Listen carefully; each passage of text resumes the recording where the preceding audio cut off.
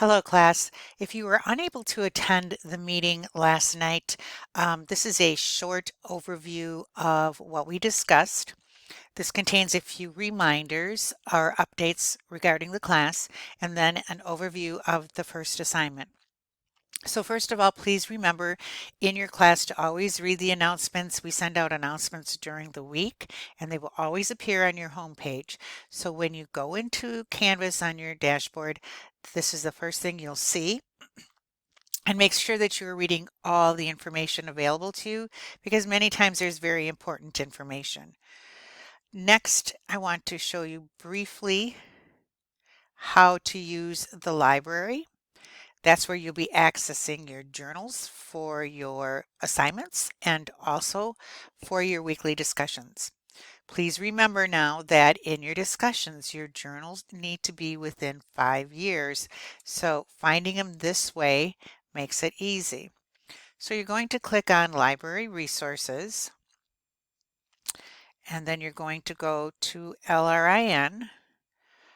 There's actually an easier way to do this that they have updated. So let me go back to the home page. If you go through that way, you do have to use a password. If you go through just the link right here, it takes you right to the site where you do not need to have a password. Here you're going to determine what type of database will work for you. Because we're in health and medical, that's where we want to go. Now these are all health and medical offerings. The one that you want to choose is either Nursing and Allied Health or ProQuest. I suggest this one because ProQuest is incorporated into that database. And then you're going to have the option to look for an article.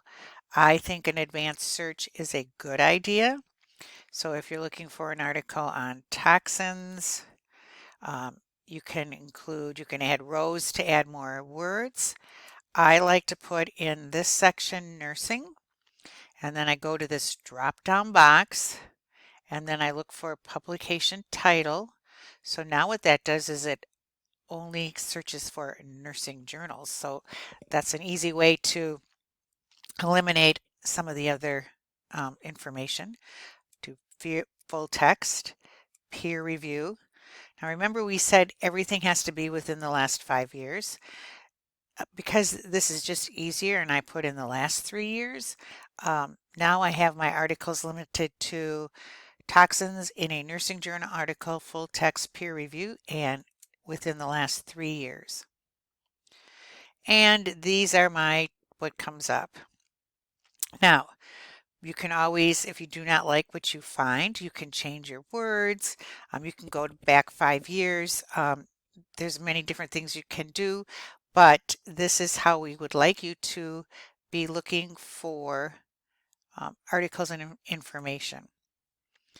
The other thing I want to go over is we did change the discussion rubric while you had a brief break, and we added 3 key elements that may affect your grade.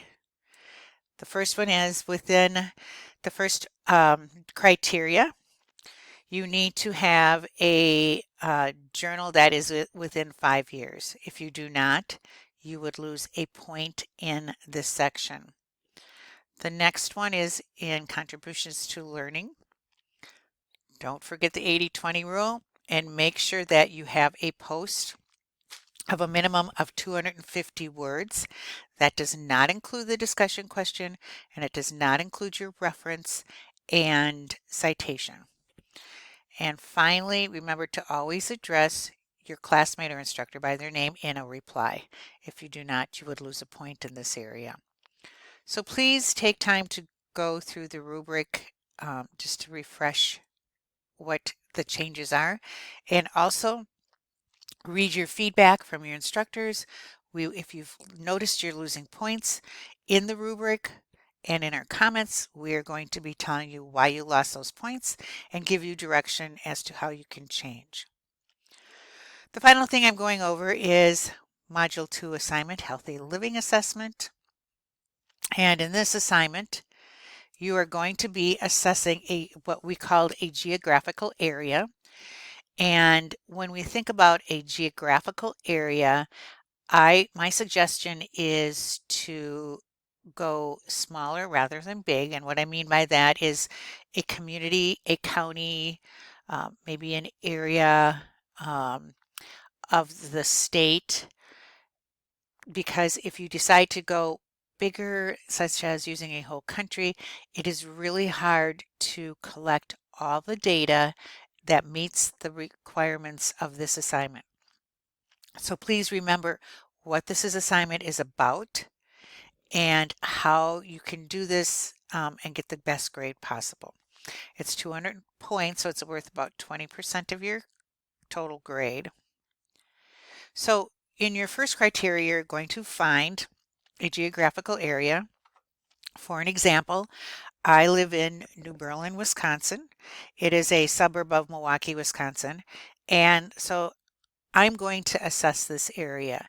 And the reason I'm going to assess this area, explain my reason, is because I live here. I really don't have a very good understanding of what is all available in the area.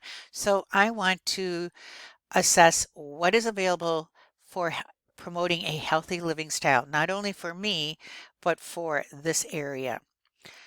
Then what you're going to do next is look at the area you've decided and look at these areas here, which include physical activity, nutrition, health screening, social activities, immunization, and educational opportunities. And also remember to include public and private and educational. As an example, what is available in this area for physical activities? Are there parks? Are there walking trails? Are there bike trails? Are there gyms? That would be an example of a private institution. How many gyms are there in my community? What else can I do to remain physically active and lead a healthy living style? Nutrition, you can be looking at community services, markets, health fairs. That kind of goes into health screening. What does the community offer to promote good nutrition and health screenings? Social activities, what's available again, with the focus more on what promotes healthy living styles. So many communities have races, different types of activities, walks that will promote healthy living styles. What about immunizations? Is there a public health department? Do they offer it to the public? Is it private? That type of thing. And is there a college in the area? Is there high schools? What do these people offer to promote a healthy living lifestyle? Once you've done your basic assessment, then you're going to go down to the next criteria and look at, are they open to the public? Is it free? What would it cost? So maybe I have a nice area that has a lot of gyms, but every gym has a price to it. So that may not be available to everybody. So take a look at that. Then we're discussing vulnerable populations, and we want to look at people that fall into that category. In this paper, we've included elderly, people with disabilities, but there are other vulnerable populations that you may add to your paper. And why are these barriers? One example is if I look at my area I'm living in and I assess all the parks in the area. Is there a park for people with disabilities? Is there a park that allows wheelchair access, or are there special swings that someone who is disabled could use? That's just one example, but that's how you should look at this. In your conclusion then, what did you find? And are there any populations, vulnerable populations, that would be limited to access in your area?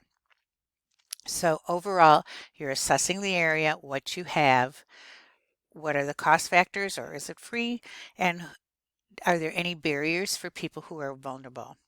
Remember, this is a scholarly written paper, and it needs to be 3 to 5 pages, not including your title page and reference page, APA format, and include two current references. In this particular assignment, we do allow you to include one of the references, the access to where you may have obtained information about the area you're going to assess. So some of you may physically assess your area, some of you may use a website in addition. So we would allow you to include that because you did use that for information. Please remember to use you do all have access to Grammarly, so make sure that you have that loaded on your computer because that will save you a lot of time as far as grammar and spelling and punctuation. So basically that is how you do your paper. Below is an example of what a paper looks like. This is an example. Please do not copy or paste any content of this paper and try to make changes. It will definitely impact your Turnitin score. So this is only for you to get an idea visually of what it looks like and how it was written. If you have any questions, please let us know. We're here to help you. And if you have a question about your choice and in which you decided to assess, please let us know. Again, we're happy to answer any questions. I would suggest putting them in questions for the instructor because that way then everybody will know the answer.